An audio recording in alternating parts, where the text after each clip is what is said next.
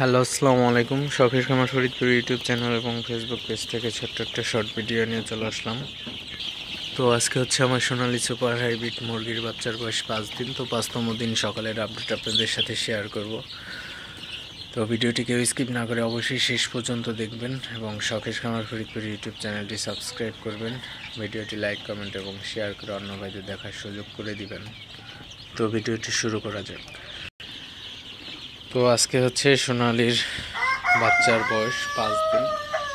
তো 5 দিনও আসলে আমি বোর্ডিংয়ে রাখছি, এখনও ছাড়ি নাই। তো বোর্ডিং টাইমটা একটু ভালোভাবে সময় নিয়ে যদি করা যায় সেক্ষেত্রে কিন্তু বাচ্চাগুলো সুস্থ থাকে ভালো এবং মুরগিগুলার কিন্তু মর্টালিটির হার অনেকাংশে কমে যায়।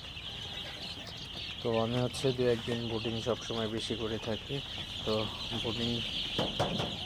বোর্ডিং বেশি করার কারণ বাচ্চাগুলো যাতে আমার 100% সুস্থ সবল থাকে।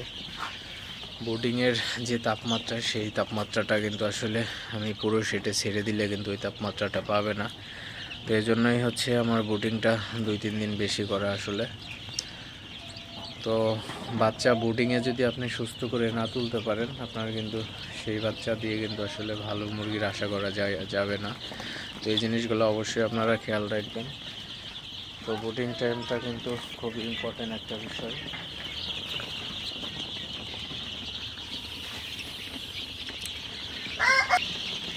আপনারা দেখতে পাচ্ছেন আমার বাচ্চাগুলো মাশাআল্লাহ কতটা সুস্থ আছে।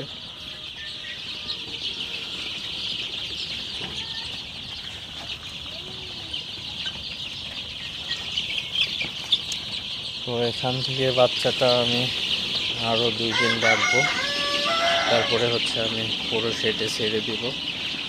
তো তখনও আপনাদের সাথে আমি ভিডিও শেয়ার করব যে আসলে পুরো সেটে ছেড়ে দিলে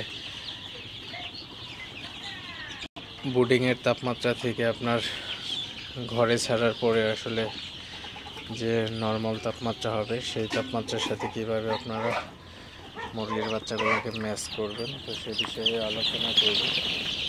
তো যাই হোক, ভিডিওটি এখন আর বেশি বড় করব না। সবাই ভালো থাকবেন, সুস্থ থাকবেন। শখের খামার ফরিদপুর ইউটিউব চ্যানেলটি অবশ্যই সাবস্ক্রাইব করবেন।